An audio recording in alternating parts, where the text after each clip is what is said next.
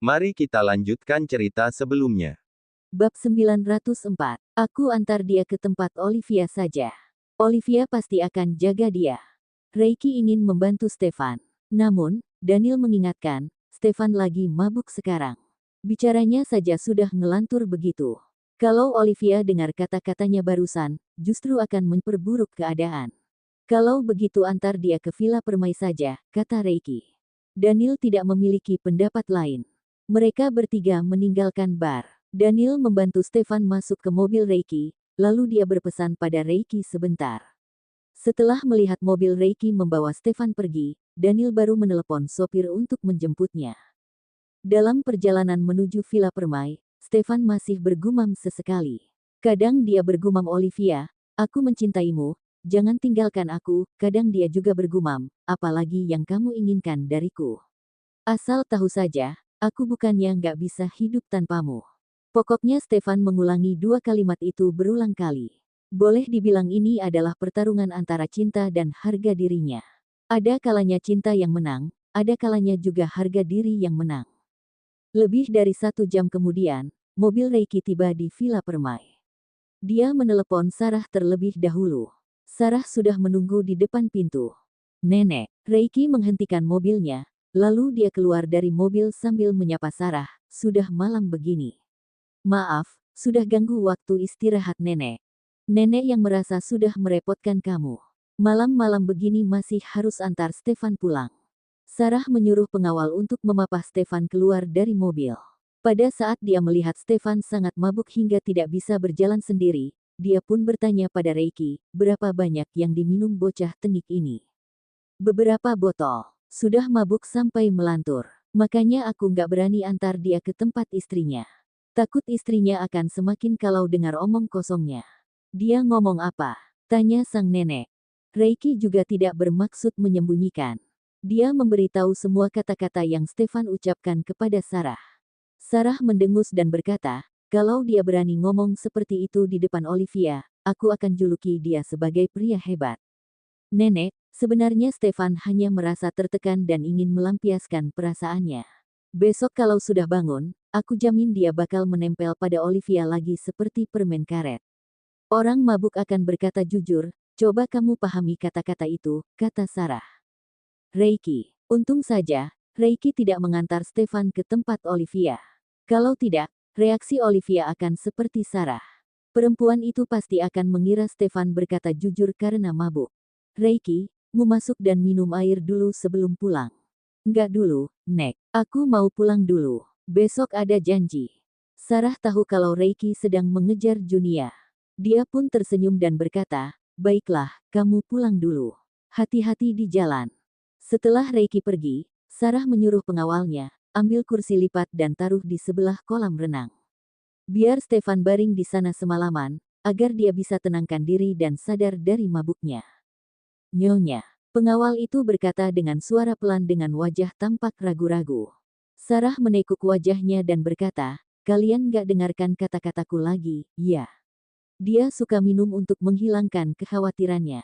Jadi aku mau kasih dia pelajaran. Lakukan seperti yang aku katakan. Nggak peduli apa yang terjadi besok, ada aku di sini. Dia nggak akan berani lakukan apapun pada kalian. Bab 905. Apa yang akan terjadi pada Stefan? Setelah pria itu tidur dalam keadaan mabuk, dia bahkan bermimpi. Di dalam mimpinya, Stefan dan Olivia bertengkar sengit. Jadi dia pun berteriak pada Olivia, Olivia, aku bukannya nggak bisa hidup tanpamu.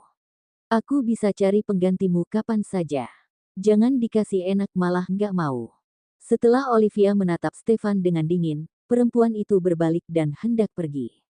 Olivia, jangan harap kamu bisa tinggalkan aku. Kamu milikku. Aku nggak bisa hidup tanpamu.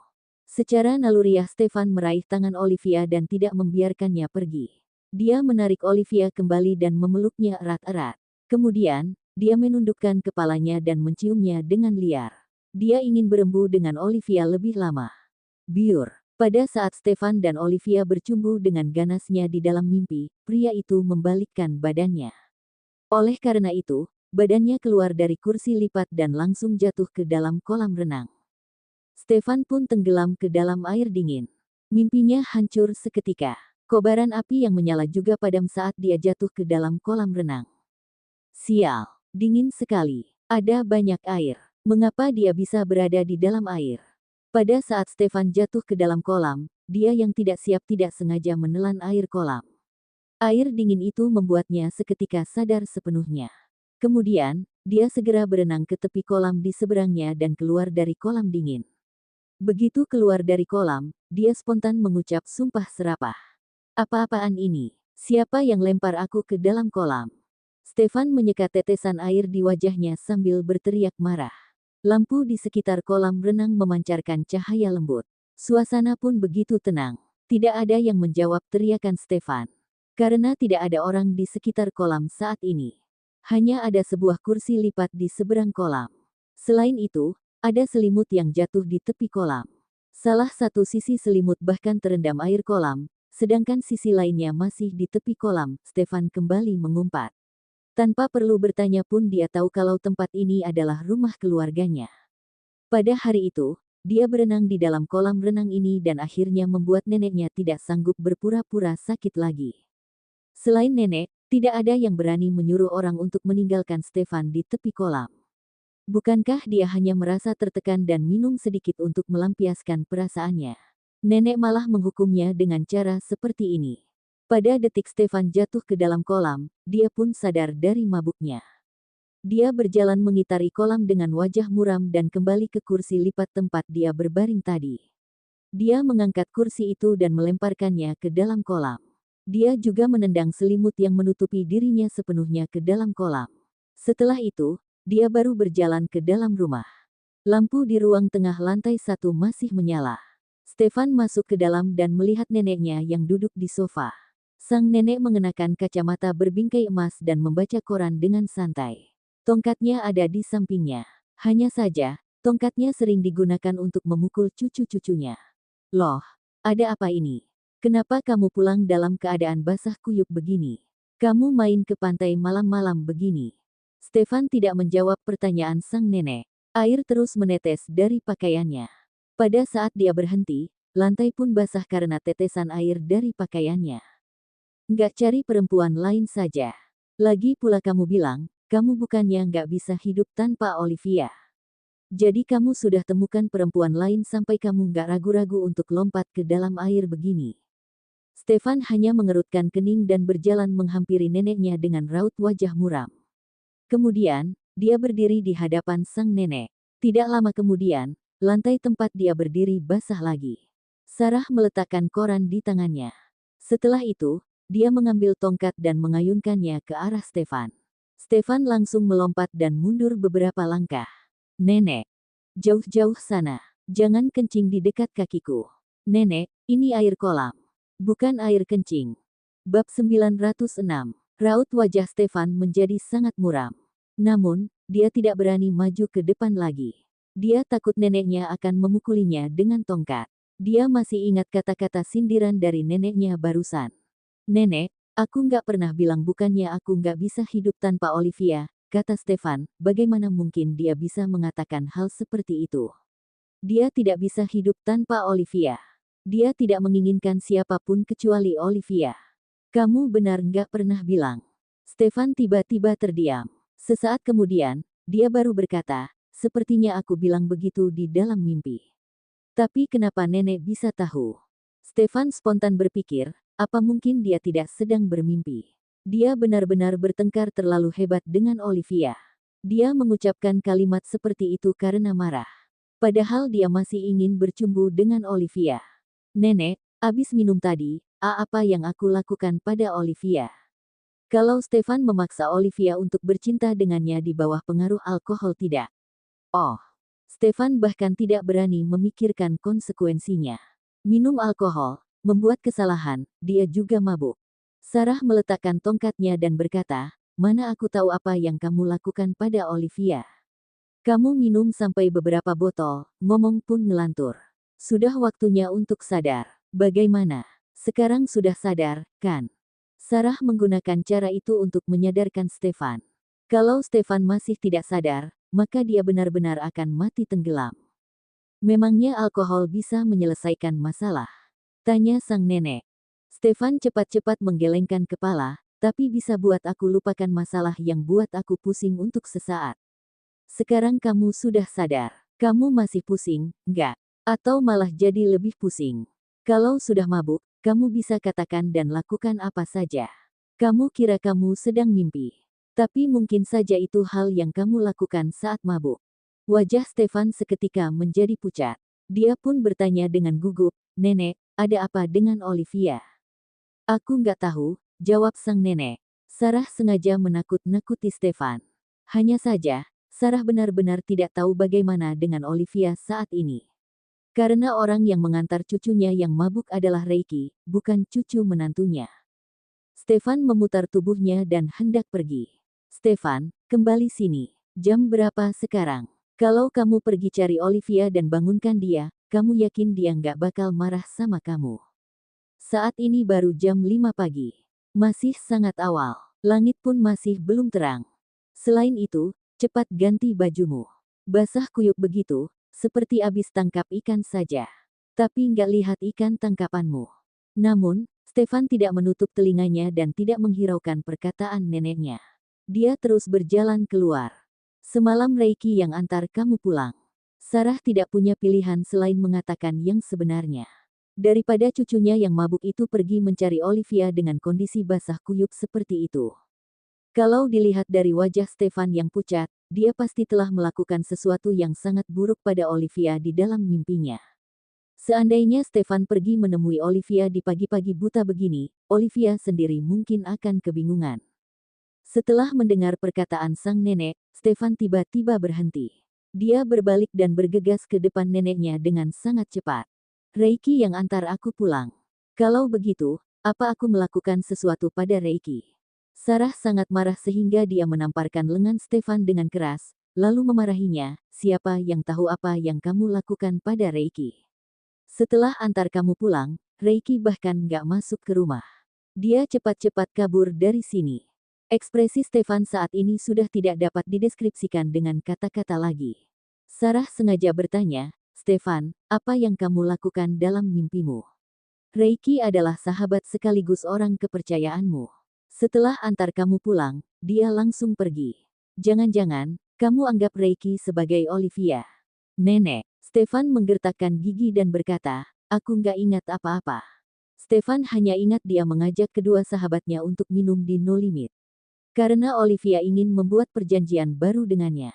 Olivia meminta Stefan untuk memberinya kesempatan untuk beradaptasi sebagai istri pewaris keluarga Aditama dan mencoba berbaur dengan dunia Stefan. Kalau Olivia tidak bisa berbaur, Olivia tidak ingin memaksakan diri. Dia juga meminta Stefan untuk tidak memaksanya. Bab 907. Berarti kalau Olivia tidak bisa berbaur dalam lingkungan Stefan, maka mereka akan bercerai dan mengembalikan kebebasan masing-masing. Apakah setiap orang harus menikah dengan orang yang selevel? Stefan dan keluarganya tidak pernah mempermasalahkan latar belakang Olivia. Mengapa Olivia begitu menekan dirinya sendiri dan peduli dengan pandangan orang lain terhadapnya? Kalau Stefan bilang tidak ada kesenjangan di antara mereka, berarti tidak ada kesenjangan. Hanya Stefan yang bisa memutuskan. Kalau kamu nggak ingat, berarti nggak terjadi apa-apa. Oh. Ada satu kalimat yang terus kamu ucapkan sepanjang malam. "Olivia, bukannya aku nggak bisa hidup tanpamu." Stefan, kamu sedang ungkapkan isi hatimu. Nanti kamu ngomong langsung di depan Olivia saja. Apa gunanya kamu teriak-teriak di depan kami? Stefan menekuk wajahnya dan berkata dengan getir, "Nenek, Olive ngomong banyak hal denganku. Dia bilang dia nggak mau jadi burung di sangkar emas. Dia bilang dia ingin jadi perempuan yang bisa berjalan berdampingan denganku. Dia juga bilang kalau dia ingin punya topik pembicaraan yang sama denganku. Padahal kita punya topik yang sama, kok. Aku nggak pernah anggap dia sebagai hewan peliharaan. Dia istriku, bukannya wajar aku yang menghidupinya. Tapi dia bersikeras mau mengandalkan dirinya sendiri. Di luar sana ada banyak perempuan yang ingin menikah denganku, aku tinggal pilih. Tapi aku nggak menginginkan kamera. Aku hanya ingin Olivia. Mengapa dia nggak bisa seperti perempuan lain, menikah lalu menikmati kekayaanku seumur hidup? Kalau aku nggak bisa menghidupi dia, nggak bisa menghidupi keluarga kecil kami, masih wajar kalau dia ingin mandiri. Tapi jelas-jelas aku bisa menghidupi dia. Dia masih saja bilang kalau dia ingin mandiri. Sekarang dia punya toko, punya penghasilan. Apa masih belum cukup? Padahal aku nggak pernah melarang dia untuk terus buka toko. Aku nggak menuntut dia untuk tinggal di rumah dan urus suami setiap hari. Apa masih belum cukup kebebasan yang aku berikan padanya? Dia istriku, siapa yang berani memandang rendah dia? Siapa yang berani bersikap buruk padanya? Ada aku di sini, dia bisa melakukan apa saja di kota Mambera. Pasti Amelia ngomong sesuatu dengannya, makanya dia bertengkar denganku. Aku tahu perempuan itu nggak berniat baik. Dia mau memecah belah hubunganku dan Olivia. Seandainya Amelia mendengar perkataan Stefan, perempuan itu pasti akan sangat murka. Sia-sia dia telah membela Stefan. Tidak melakukan apa-apa tetap saja disalahkan. Karena Olivia ngomong soal itu denganmu, makanya kamu jadi kesal. Setelah mabuk, kamu baru ungkapkan isi hatimu. Tanya Sarah. Nenek, itu hanya kata-kata emosi yang aku ucapkan secara nggak sadar. Siapapun tahu kalau itu hanya kata-kata emosi. Kalian semua tahu betapa pedulinya aku pada Olivia. Aku pewaris keluarga Aditama, aku bisa dapatkan semua yang aku inginkan. Saat aku salah, aku tetap minta maaf. Tapi dia masih. Aku rasa harga diriku terluka. Aku ucapkan kata-kata itu karena marah. Nenek, tolong jangan beritahu Olivia. Kalau nenek beritahu dia, nenek nggak akan ada kesempatan untuk punya cicit perempuan. Begitu mengungkit soal cicit, Stefan tiba-tiba berkata dengan penuh harap, setelah Olivia selesai datang bulan, kami melakukannya beberapa kali. Dia bakal hamil nggak? Ya. Sarah melirik Stefan dan berkata, sekalipun Olivia hamil, kalian memiliki pandangan yang berbeda. Kalian nggak bisa berkomunikasi dengan baik, jadi nggak ada gunanya. Kalian tetap akan bertengkar kelak. Stefan, sampai sekarang kamu masih belum mengerti juga. Apakah kamu mengerti perempuan seperti apa Olivia? Stefan spontan terdiam. Setelah kamu benar-benar pahami dia, kamu baru temui dia lagi. Kalau enggak, kalian akan terus bertengkar seperti ini. Cepat naik ke atas dan ganti bajumu. Untuk saat ini, kamu diam-diam dulu. Jangan pergi ganggu Olivia. Stefan berkata dengan perasaan tidak terima, masa aku nggak boleh temui istriku? Bagaimana kalau dia direbut orang lain? Dia sudah dikenal sebagai istri kamu. Siapa yang berani dekati dia lagi? Tukas Sarah. Stefan masih bergumam tidak jelas. Masih nggak mau ke atas untuk ganti baju. Kalau kamu masuk angin, nggak ada yang paksa kamu minum obat tradisional, kata Sarah. Stefan memasang wajah cemberut, lalu dia berbalik dan naik ke atas. Apakah dia benar-benar tidak memahami Olivia? Sebenarnya Olivia hanya merasa Stefan terlalu kaya, sehingga dia tidak pantas bersanding dengan Stefan. Akan tetapi, bukankah milik Stefan adalah miliknya juga? Rumah keluarga Santoso. Reiki menghentikan mobil di depan rumah keluarga Santoso. Kemudian, dia keluar dari mobil. Dia mematut diri di depan kaca spion dan merasa penampilannya sudah sangat baik. Setelah itu, dia baru mengambil buah tangan yang dibelinya dari dalam mobil. Kemudian, Reiki berjalan ke depan pintu pagar dan memencet bel. Kedua anjing serigala yang dipelihara keluarga Santoso untuk menjaga rumah itu bergegas datang sambil menggonggong ketika mendengar suara bel. Bab 908. Setelah melihat orang yang datang adalah Reiki, kedua anjing itu langsung berhenti menggonggong. Mereka bahkan mengibaskan ekornya di depan Reiki. Karena beberapa waktu yang lalu Reiki sering datang ke rumah. Tentu saja dengan alasan ingin bertemu dengan Alex. Dia bahkan tidak tahu kalau Ibu Junia salah paham padanya. Ibu Junia mengira Reiki tertarik pada Alex. Reiki malah menjadi akrab dengan kedua anjing itu. Alex yang keluar untuk membuka pintu. Setelah melihat Reiki, dia pun bertanya, bukan datang untuk cari aku, kan? Reiki tertawa, aku kesini untuk cari kakakmu, bukan cari kamu. Alex juga tertawa, kemarin aku baru tahu mamaku kira kamu suka sama aku. Hahaha, konyol banget. Aku juga nggak menyangka tante akan salah paham. Siapa suruh setiap kali datang ke sini kamu bilang kalau kamu cari aku? Kakakku masih ganti baju di lantai atas. Mulut bilangnya nggak peduli kamu datang atau nggak. Nyatanya, begitu bangun dia langsung pilih-pilih baju. Dasar perempuan, lain di mulut lain di hati. Jangan bicara buruk tentang kakakmu di depanku, kata Reiki. Cepat banget sudah bersatu, tukas Alex. Alex, ada Reiki, ya. Reiki, benar-benar kamu yang datang. Ayo, masuk dulu. Alex juga tertawa, kemarin aku baru tahu mamaku kira kamu suka sama aku. Hahaha, konyol banget. Aku juga nggak menyangka tante akan salah paham. Siapa suruh setiap kali datang ke sini kamu bilang kalau kamu cari aku. Kakakku masih ganti baju di lantai atas. Mulut bilangnya nggak peduli kamu datang atau nggak. Nyatanya, begitu bangun dia langsung pilih-pilih baju. Dasar perempuan, lain di mulut lain di hati. Jangan bicara buruk tentang kakakmu di depanku, kata Reiki. Cepat banget sudah bersatu, tukas Alex. Alex, ada Reiki, ya. Reiki, benar-benar kamu yang datang. Ayo, masuk dulu. Ibu Junia sedang menunggu di depan pintu rumah. Reiki menyerahkan hadiah yang dibawanya kepada Ibu Junia dan berkata, Tante, aku nggak tahu Tante dan Om suka apa. Jadinya aku asal beli. Mohon dimaklumi, ya kamu masih sungkan-sungkan begini. Kamu bisa datang ke sini saja sudah buat Tante dan Om sangat senang. Terutama karena Ibu Junia akhirnya bisa merasa lega. Ternyata ada pria yang begitu hebat sedang mengejar putrinya yang tidak punya pacar. Itu alasan pertama mereka bisa bernapas lega. Pada awalnya, mereka mengira putranya akan memberikan mereka menantu laki-laki. Ternyata itu hanya kesalahpahaman. Jadi itu alasan kedua mereka bisa bernapas lega. Setelah masuk ke dalam rumah dan melihat ada ayah Junia, Reiki pun langsung menyapa. Ayah Junia membalas dengan senyum. Sorot mata pria itu saat menatap Reiki juga jauh lebih lembut. Benar saja, setelah salah paham teratasi, citra Reiki di depan ayah Junia seketika menjadi jauh lebih bagus. Setelah meminta Reiki duduk, Ibu Junia memberi perintah kepada putranya, suruh kakakmu turun. Reiki sudah datang. Kita siap-siap berangkat ke rumah tantemu. Alex hanya mengatakan, oh, lalu dia pun berlari ke lantai atas untuk memanggil kakaknya. Sementara itu, ayah Junia menawarkan sebatang rokok kepada Reiki. Reiki segera mengibaskan tangan dan berkata, maaf, Om. Aku nggak merokok. Bagus dong kalau nggak merokok. Junia nggak suka pria yang merokok, kata Ibu Junia. Reiki mengetahui hal ini. Dia merokok, tapi sangat jarang. Karena dia sering harus bersosialisasi, dia selalu membawa rokok dan korek api. Ibu Junia menuangkan segelas air untuk Reiki.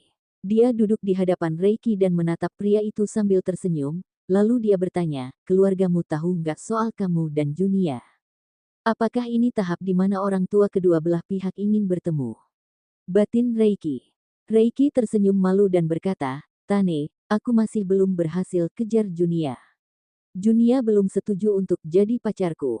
Aku nggak enak beritahu ke keluargaku. Reiki takut antusiasme keluarganya akan membuat Junia ketakutan dan kabur.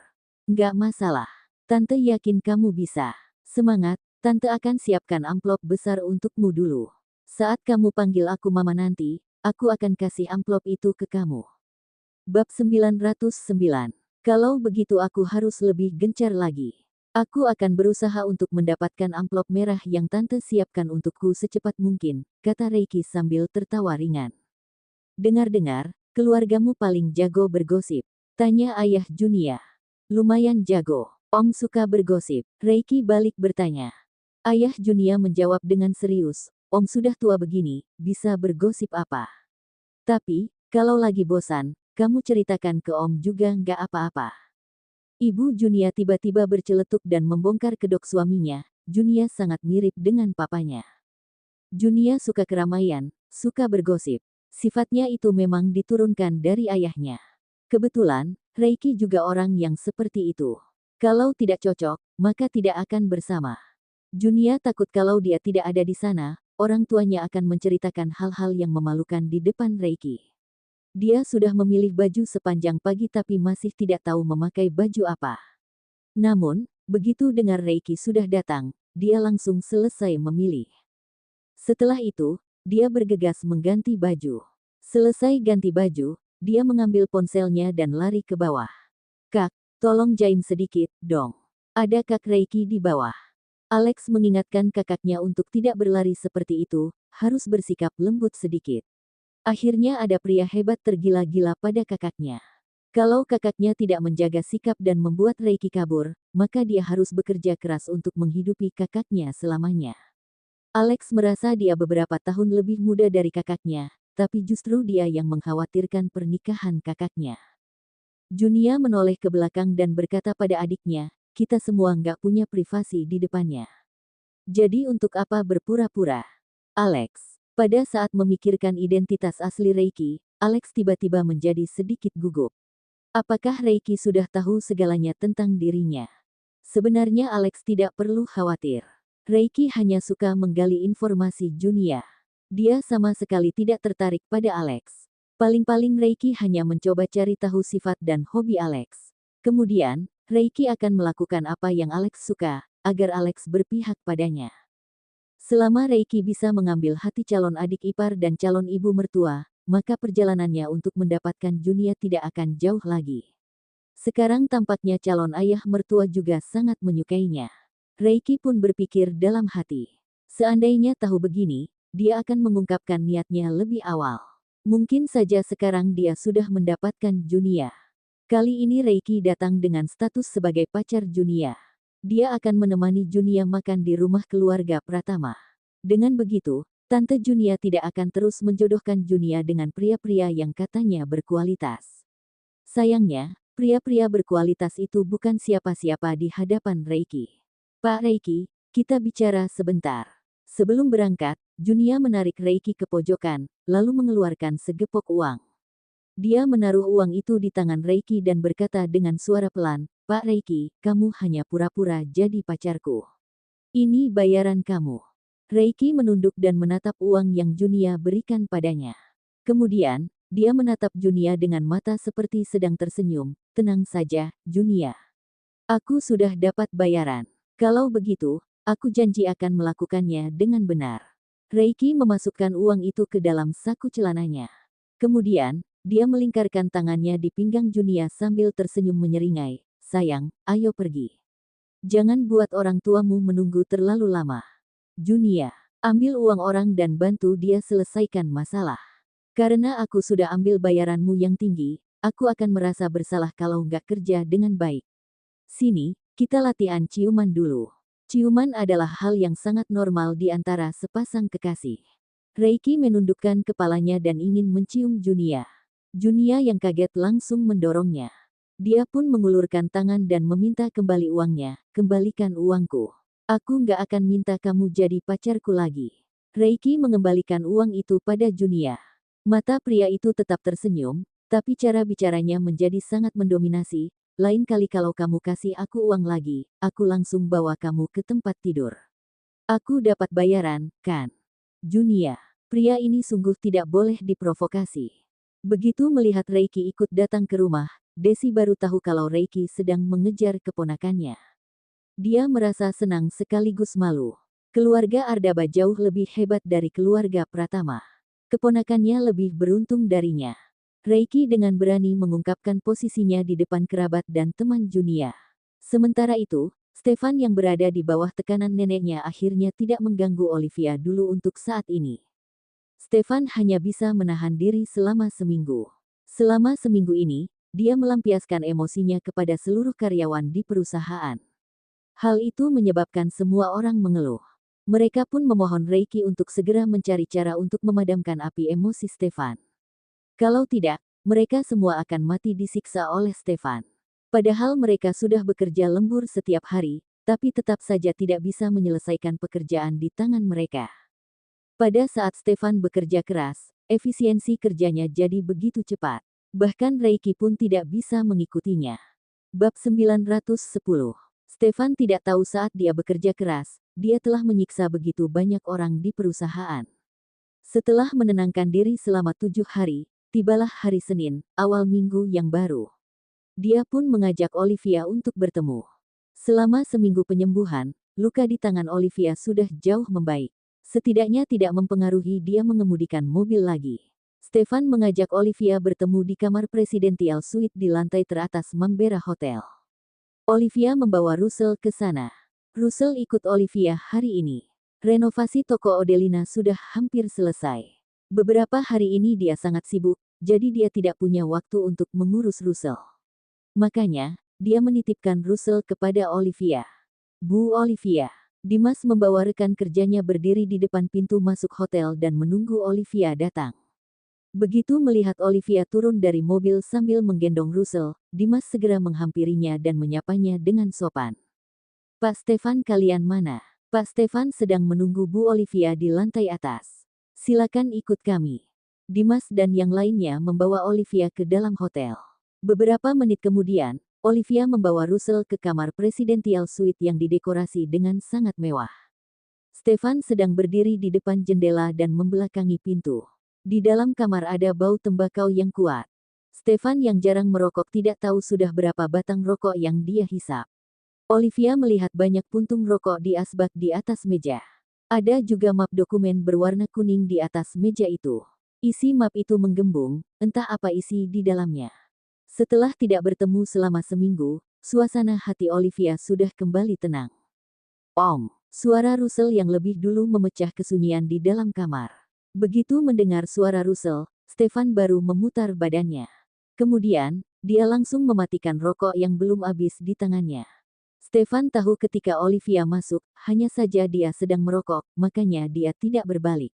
Dia tidak ingin Olivia melihatnya merokok. Olivia tidak suka pria yang merokok. Tidak disangka, Olivia akan datang bersama Russell. Dia tidak boleh membiarkan anak itu menghirup asap rokok. Stefan berjalan cepat ke depan meja, lalu dia mengambil asbak di atas meja dan meletakkannya jauh-jauh. Setelah itu, dia membuka jendela dan pintu kamar agar udara segar bisa menghilangkan bau tembakau di dalam kamar. Olivia melihat Stefan melakukan semua itu. Aku hanya merasa bosan, jadi merokok sebentar. Kalau kamu nggak suka, aku nggak akan merokok lagi. Stefan segera memberi penjelasan. Kemudian, dia berjalan ke depan Olivia dan mengambil Russell dari Olivia. Setelah mengangkat tubuh kecil itu, dia berkata, Russell jadi sedikit lebih berat. Olive, duduk. Stefan meminta istrinya untuk duduk. Olivia pun duduk sesuai permintaan suaminya. Aku ambil air untukmu. Stefan menurunkan Russell dan pergi menuangkan secangkir air hangat untuk Russell dan Olivia. Dia juga mengambil beberapa makanan ringan untuk Russell. Setelah itu, dia menatap Olivia sejenak. Kemudian, dia mengambil map di atas meja dan menyerahkannya kepada istrinya sambil berkata, Olive, ini untukmu. Apa ini? Surat cerai. Jangan mimpi, kata Stefan. Olivia mengatupkan bibirnya. Dia mengambil map kuning itu dan berkata, aku kira kamu sudah yakin. Olivia membuka map kuning itu dan mengeluarkan isinya. Sesaat kemudian, dia pun tahu apa yang Stefan maksud. Stefan berkata dengan suara lembut, aku berikan semua hartaku padamu. Kamu nggak perlu merasa tertekan lagi. Kamu mau buat perjanjian baru denganku? Oke, aku setuju. Syaratku hanya satu, jangan bercerai, cerita bersambung.